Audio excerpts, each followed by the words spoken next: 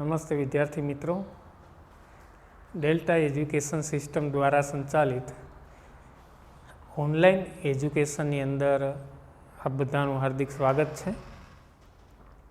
Grammatical બેઝની અંદર આપણે જે અગત્યના આપણા પોઈન્ટ્સ છે એ બધા કમ્પ્લીટ કર્યા. હવે આપણે ટેક્સ્ટબુક પર છીએ. ટેક્સ્ટબુકની શુભ શરૂઆત કરીએ એ પહેલાં હું તમને થોડું ઘણું સિલેબસ વિશેની વાત કરું તો અત્યારની દૃષ્ટિએ આજની એટલે કે આજે 28 તારીખની દૃષ્ટિએ, કારણ કે આમાં ગમે ત્યારે બદલે છે એટલે ચોખવટ કરવી સારી ભાઈ.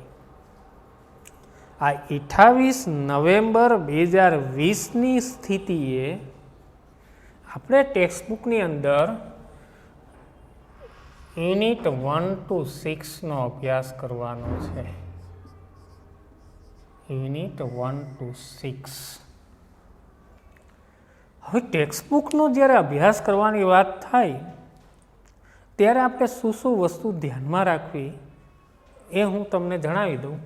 તો જ્યારે બી ટેક્સ્ટબુકનો અભ્યાસ કરવાનો થશે ત્યારે એક તો આપણા માટે ટેક્સ્ટબુકમાંથી જે કમ્પ્રિહેન્શન આવે છે,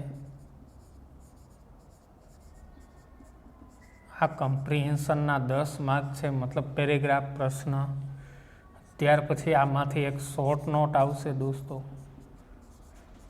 એક જ પૂછાય છે, એના આપણે 3 માર્ક છે. અને ટેક્સ્ટબુકમાંથી ટેક્સ્ટ આધારિત બ્લેન્ક આવશે. આમાં ઉપર તમને 3 ઓપ્શન આપેલા હશે અને 3 બ્લેન્ક છે, એટલે 16 માર્ક આપણા માટે અગત્યના છે દોસ્તો. એટલે દરેક ટેક્સ્ટબુકની અંદર આપણે ગ્લોસરી કહીએ છીએ, જેને આપણે વોકેબ્યુલરી કહીએ છીએ, આ વોકેબ્યુલરીનો અભ્યાસ પણ આપણા માટે અગત્યનો બની રહેશે. હા, અને હજી આ સિવાય દોસ્તો આની અંદર આપણા માટે ટ્રુ ફોલ્સ છે.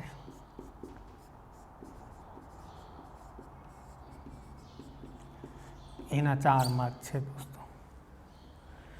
એટલે ટ્રુ ફોલ્સ એટલે સાચું ખોટું, સાચા ખોટા એટલે એકદમ નાનો પોઈન્ટ આપણે ક્લિયર કરવો પડશે દોસ્તો.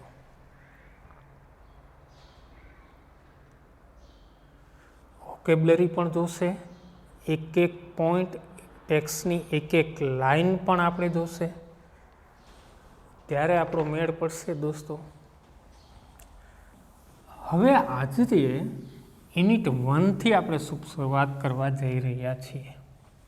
યુનિટ 1નું નામ છે અગેન્સ્ટ ધ ઓડ્સ, ની વિરુદ્ધમાં. બહુ સરસ વાત છે દોસ્તો. આ જે ટેક્સ્ટ છે, દરેક ટેક્સ્ટના બધા યુનિટની અંદર કોઈને કોઈ ફંક્શન સમાયેલા છે દોસ્તો. આ જે યુનિટ છે એમાં ડિસ્ક્રાઇબિંગ કે સ્પેસિફાઈંગ ટાઈમ એન્ડ લોકેશન, સમય અને સ્થળ, આ નામનું ફંક્શન છુપાયેલું છે. આ ફંક્શન બેઝની અંદર આપણને એ યુનિટ આપણને એ જ શીખવાડે છે. ફંક્શન બેઝ છે, ફંક્શનલ યુનિટ જેને આપણે કહીએ છીએ. આ જે યુનિટ 1 છે એ દોસ્તો 3 ભાગમાં વેચાયેલો છે. અને તમારી પ્રી ટાસ્ક જુઓ તમે, એની અંદર આપેલું છે કે એક દશરથ માંઝી નામના વ્યક્તિએ, કે જે એક મેડિકલની સુવિધા માટે પહાડોની વચ્ચેથી રસ્તો જે બનાવ્યો, જ્યારે એને રસ્તાનું કામ કર્યું ત્યારે લોકો એને મૂર્ખ કહેતા, લોકો એને ગણકારતા નહીં. લોકોનું એવું માનવું હતું કે આ તો જો કેવું કામ કરે છે, લોકો જરા પણ એને ગણકારતા નહીં. પહાડોની વચ્ચેથી એમને રસ્તો કર્યો.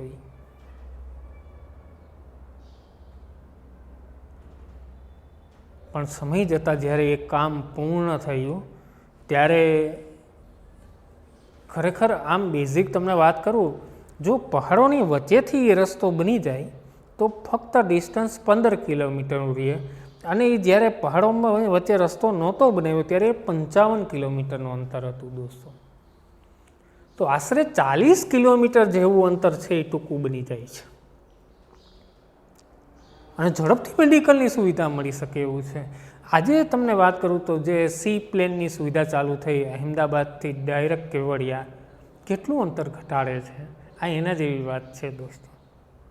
પણ એ સુવિધા અને આ જે કામ છે એ બે વચ્ચે તફાવત છે, કારણ કે એ સુવિધા સી પ્લેન, આ લેટેસ્ટ ઉદાહરણ એક્ઝામ્પલ, એ ગવર્મેન્ટે કર્યું છે. તો ગવર્મેન્ટ તો કરી શકે, પણ વ્યક્તિઓ પોતાની રીતે પોતાના માથે લઈને આ જે કામ કરે છે એ પાઠો આમાં આપેલા છે દોસ્તો. તો જે અગેન્સ્ટ ધ ઓડ્સ છે એમાં અલગ અલગ પ્રકારના 3 યુનિટ્સ આપેલા છે. ટ્રેક્સ ટુ તાજનગર, સીતાપુર્સ લાઇટ અને પલક્કડ પબ્લિક લાઇબ્રેરી. એક્ઝામની દ્રષ્ટિએ જોઈ તો આ પાઠ ખૂબ અગત્યનો છે. એક્ઝામની અંદર આ પાઠમાંથી કાંઈ ને કાંઈ હશે, કાં તો શોર્ટ નોટ હશે, કાં તો કમ્પ્રિહેન્શન હશે દોસ્તો. યુનિટમાં આપણે કેવી રીતે જોવાનું છે હું તમને એક એક યુનિટથી સમજાવતો જઈશ. એમાં જેટલા સ્પેલિંગો આવે છે એ બી લખાવતો જઈશ. ગ્લોસરી આવે છે, કારણ કે એ પણ યાદ રાખવી પડશે આપણે. અને યુનિટ પૂર્ણ કરીએ, જે પેરેગ્રાફો પૂછાય છે કમ્પ્રિહેન્શન, એની પણ આપણે પ્રેક્ટિસ કરશું. એના માટેના પ્રશ્નોત્તરીની ચર્ચાઓ પણ કરશું. આપણે ટ્રેન ધીમે ધીમે ચલાવવાની છે, પણ એક પણ પેસેન્જર રહી ન જાય એ જોવાનું છે દોસ્તો.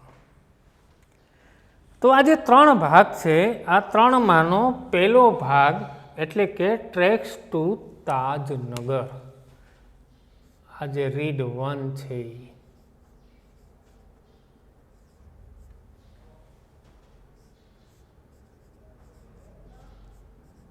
Tracks two Tajnagar.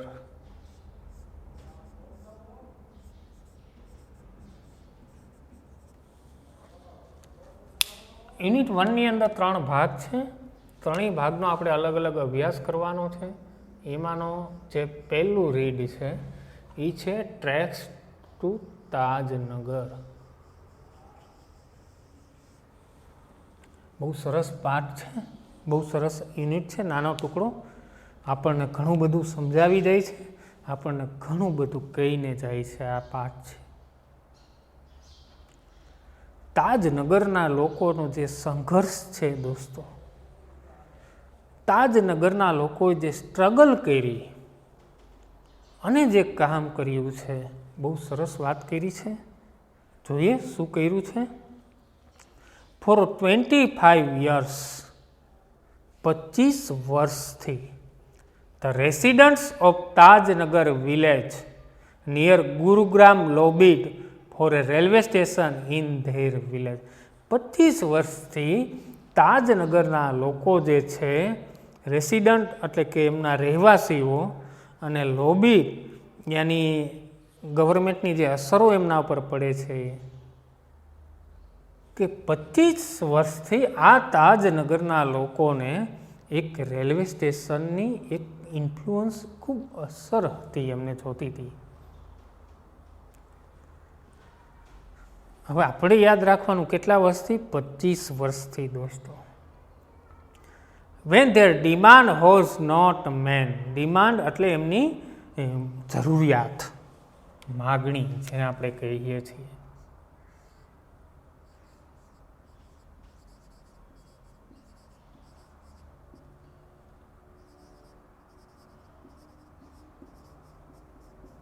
જરૂરિયાત અથવા તો માંગણી. હવે જે આ તાજનગરના લોકો છે, આ તાજનગરના લોકોને શું જોતું હતું, તો કે એક રેલવે સ્ટેશન જોતું હતું. આ રેલવે સ્ટેશન એની 25 વર્ષથી આ ડિમાન્ડ હતી, પરંતુ બને છે એવું કે when their demand was not met, જ્યારે આ એમની માગણી છે એ સંતોષવામાં ના આવી, ત્યારે the villagers decided to take matters into their own hands. શબ્દની સમજૂતી આપી દઉં. મેટર એટલે બાબત,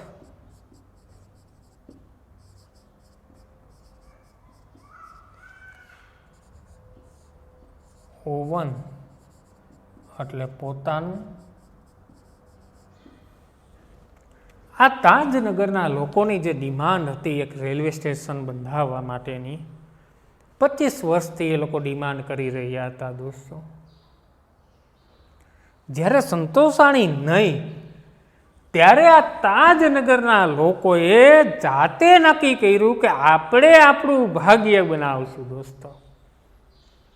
આપણે આપણા ભાગ્યના વિધાતા છીએ દોસ્તો. તું જ તારો તારણહાર. જાતે નક્કી કરે છે કે હવે આપણે આપણી જે ડિમાન્ડ છે, આપણી માગણી છે સ્ટેશનની, એ નક્કી કરશું દોસ્તો. આગળ શું કહે છે? તે પુડ ઇન 21 લાખ રૂપીસ. શબ્દની સમજૂતી આપી દો. આ તાજનગરના લોકો પુલ્ડ યાની ભેગું કરવું, એકઠું કરવું.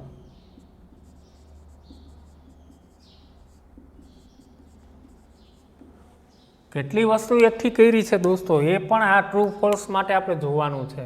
કેટલી? તો કે 21 લાખ રૂપિયા. 21 લાખ રૂપિયા આ તાજનગરના લોકોએ જાતે ભેગા કર્યા and built a railway station on there over. અને પોતાનું સ્ટેશન જાતે બંધાવ્યું આ તાજનગરના લોકોએ દોસ્તો. ગવર્મેન્ટ એમને સહાય ના કરે, કંઈ વાંધો નહીં, જાતે અમારું ભાગ્ય બનાવશું. આ તાજનગરના લોકોએ કેટલા રૂપીસ ભેગા કર્યા છે? તો કે 21 લાખ રૂપિયાનો ફાળો એકઠો કર્યો. હમણાં જ થોડોક સમય પહેલાં ભાવનગરમાં ખેડૂતોએ જાતે એક બંધારો બાંધ્યો છે. આ પણ એનું જીવતું જાગતું ઉદાહરણ છે. વ્યક્તિ પોતાનું નસીબ જાતે નક્કી કરી શકે છે, એના જેવી વાત છે દોસ્તો. શું થાય છે આગળ? Most of the 3000 people living in the village R farmers. ગામની અંદર જેટલા લોકો છે કે 3000 લોકોની વાત છે, એમાં મોટા ભાગના લોકો કેવા છે? તો કે ફાર્મર્સ. આ બીજો મુદ્દો યાદ રાખવાનો ટ્રુ ફોલ્સ માટે.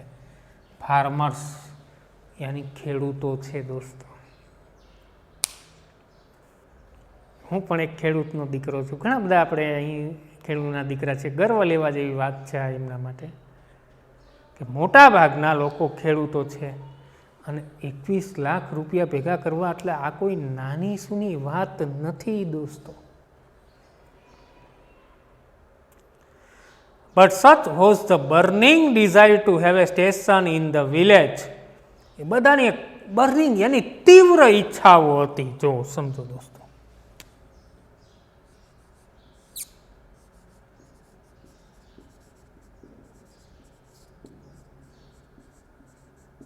તીવ્ર ઈચ્છા હતી બધાની. બધાનો નિર્ધાર ગોલ એક જ હતો કે એક સ્ટેશન ગામની અંદર બંધાવવું છે, બસ, બીજી વાત નહીં. તીવ્ર ઈચ્છા શક્તિ, પ્રબળ નિર્ણય શક્તિ કે સ્ટેશન બાંધવું છે. Such was the burning desire to have a station in the village. Everybody contributed according to their capacity. Contributed એટલે ફાળો આપવો.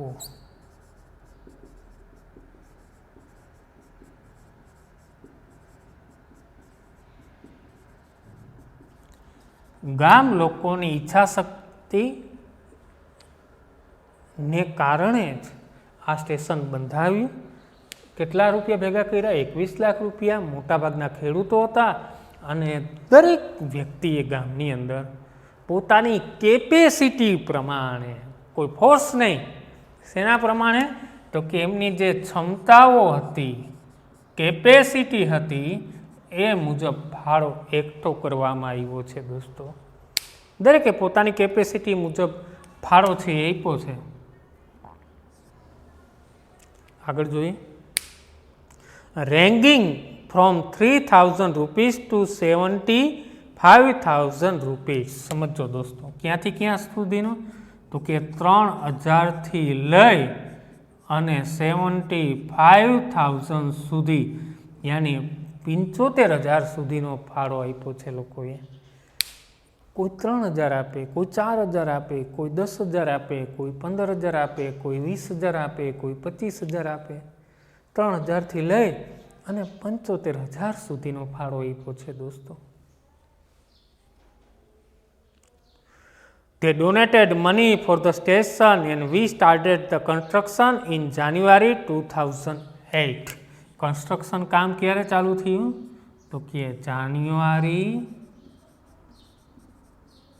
2008 અંદર કન્સ્ટ્રક્શન કામ ચાલુ થયું. બધાએ પોતપોતાની રીતે ડોનેટ કર્યું, ફાળો આપ્યો અને જાન્યુઆરી 2008 એનું કન્સ્ટ્રક્શન કામ શરૂ થયું.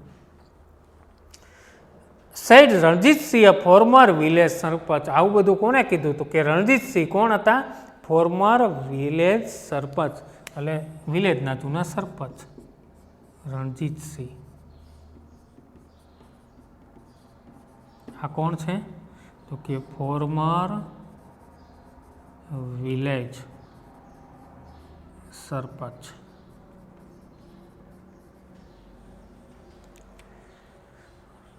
આ જે સરપંચ, જે જૂના સરપંચ છે ભૂતપૂર્વ, એને શું કીધું છે કે મોટાભાગના લોકો ખેડૂત છીએ, બધાએ પોતાની કેપેસિટી પ્રમાણે ફાળો આપ્યો છે. 3,000 લઈને 75,000 સુધી. જાન્યુઆરી 2008 અંદર કન્સ્ટ્રક્શન કામ શરૂ થયું છે, આવું રણજીતસિંહે કીધું. આગળ જોઈએ. There are a large number of people in the village who need to go to Gurugaon, Delhi and Rewar. કે મોટા ભાગના એવા લોકો ગામની અંદર હતા કે જેમને ગુરુગાંવ, દિલ્હી, રેવાર જવું પડતું. There are students who go to colleges, અને કોલેજિયન સ્ટુડન્ટ્સો પણ હતા. આ જે વિદ્યાર્થીઓ હતા, આ વિદ્યાર્થીઓને ક્યાં જવાનું છે? તો કે કોલેજે જવા માટે પણ એ લોકો છે એ પ્રેક્ટિસ સ્ટેશન માટેનું જવું પડતું એને.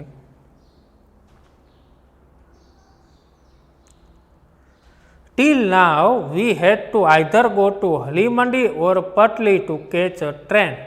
કાં તો હલીમંડી જવું પડતું, કાં તો પટલી જવું પડતું. શા માટે? ટ્રેન પકડવા માટે. હવે ધારો કે હું તાજનગરમાં રહેતો હોત અને મારે કોલેજ જવું છે, તો મારે કોલેજ જવા માટે કોઈ દિલ્હી, રેવાર એ બધી જગ્યાએ અભ્યાસ કરવા જતા, તો એનું ટ્રેન પકડવા માટે ક્યાં જવું પડતું? તો કે કાં હલીમંડી કાં પટલી. કારણ કે સ્ટેશન એના ગામમાં તો હતું નહીં. કાં હલીમંડીમાં સ્ટેશન હતું, કાં પટલીમાં સ્ટેશન હતું. દોસ્તો,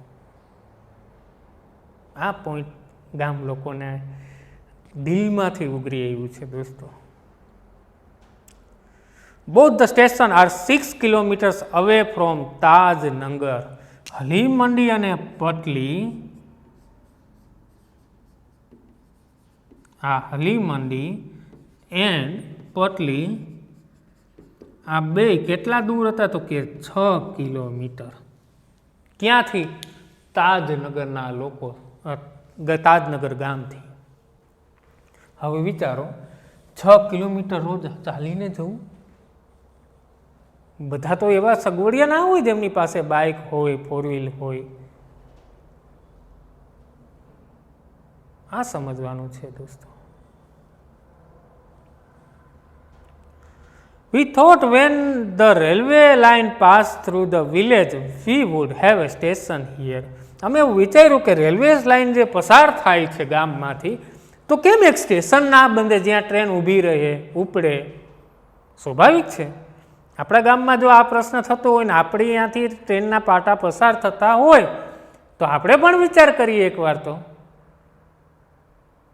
સ્વાભાવિક છે આ દોસ્તો. But that didn't happen. આવું ના બન્યું. આપણે ઈચ્છીએ એવું ઘણી વાર નથી બનતું, પણ એમને અત્યારે હેઠા નહોતા મૂક્યા દોસ્તો.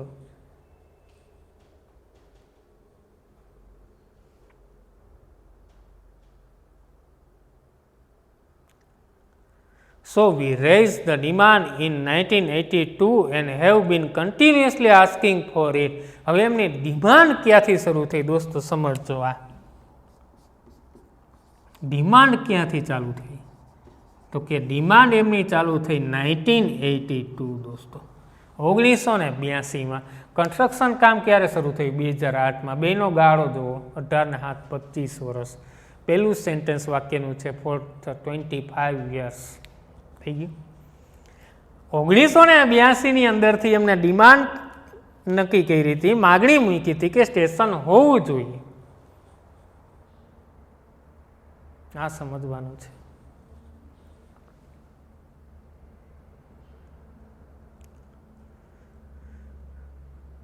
But the railways told us that they did not have funds. 1982 રેલવેને કહે છે કે એક સ્ટેશન બંધાવો, એક station બંધાવો.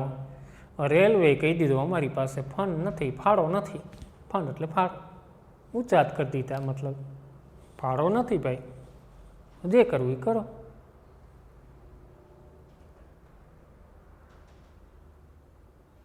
So finally we decided to craft our own destiny. નક્કી કર્યું કે આપણે જ આપણું નસીબ બનાવશું. said હુકુમચંદ, a member of the committee. આવું કોને કીધું? હુકુમચંદે. હુકુમચંદ કોણ હતો? તો કે કમિટીનો એક સભ્ય હતો. એઝ એ રિઝલ્ટ, આ જ પરિણામ સ્વરૂપે the panchayat pass a resolution in 2008. આ 2008ની અંદર જ્યારે કન્સ્ટ્રક્શન કામ શરૂ થયું ત્યારે જ પંચાયતે પસાર કર્યો, saying that since the railway was not able to build a station for them, they would do it for themselves and with their own money. કે પંચાયતે કાયદો પસાર કર્યો કે રેલવે આપણને આ સ્ટેશન નહીં બંધાવી આપે કારણ કે એમની જોડે પૈસા નહીં, આપણે જ આપણા પૈસે આપણા ફાળાથી આ સ્ટેશન બંધાવશું દોસ્તો.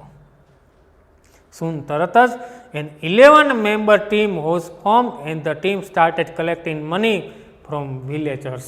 કેટલા સભ્યોની ટીમ બનાવી હતી? તો કે 11 મેમ્બર્સ.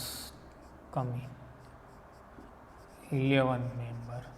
આ 11 તો આપણને યાદ રહી જશે કારણ કે એક ક્રિકેટ ટીમમાં નહીં બધા 11 સભ્ય હોય એટલે 11 સભ્યોની કમિટી બનાવવામાં આવી. આ કમિટીએ શું કર્યું? તો કે ગામ લોકો જે વિલેજર્સ છે એમની પાસેથી ફાળો કલેક્ટ કરવા માંડ્યા, ફાળાનું કલેક્શન કરવા માંડ્યા છે.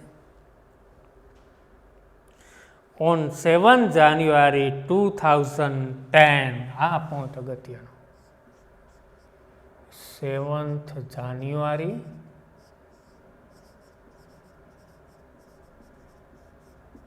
2010. On 7th January 2010, as a result of their efforts, effort એટલે પ્રયત્ન, એમના પ્રયત્નના પરિણામ સ્વરૂપે the first railway station in the country on which the railway did not have to spend a single rupees started operations. દુનિયાનું પહેલું એવું આ તાજનગરનું railway station બન્યું જ્યાં રેલવે એક પણ રૂપિયો ના આપ્યો અને રેલવે સ્ટેશન બંધાણું હોય તો 7 જાન્યુઆરી 2010ના રોજ તાજનગર રેલવે સ્ટેશન દોસ્તો. આ તાજનગર રેલવે સ્ટેશન દુનિયાનું પહેલું એવું સ્ટેશન બન્યું દોસ્તો કે જેની અંદર રેલવેએ એક પણ રૂપિયાનો ફાળો આપ્યો નથી. આ પહેલું સ્ટેશન છે. તમે તમારા ભાગ્યના વિધાતા છો દોસ્તો. પરીક્ષા તમારે આપી તો હું થોડો જવાબ લખવાનો છું. સરસ મજાનો યુનિટ છે. રેલવે ના પાડી પૈસાની, ક્યાંથી ક્યાં લોકો જતા, ફક્ત 2 સ્ટેશન હતા, હલીમડીન પટલી, એ પણ 6 કિલોમીટર દૂર. દિલ્હી રહેવાર સુધી ભણવાઓ જતા, કોલેજિયનો જતા, ગામ લોકો જતા. 1982થી ડિમાન્ડ કરતા હતા અને 2008માં એને કન્સ્ટ્રક્શન કામ શરૂ કર્યું અને 2010માં પૂર્ણ કર્યું એ કામ છે. જાન્યુઆરી 2008માં અને જાન્યુઆરી 2010માં પૂર્ણ થયું, એટલે 2 વર્ષનો ગાળો. ક્લિયર? સમજો પાઠને, વિડીયોને ધ્યાનથી સાંભળજો. બહુ સરસ આપણને કહી જાય છે.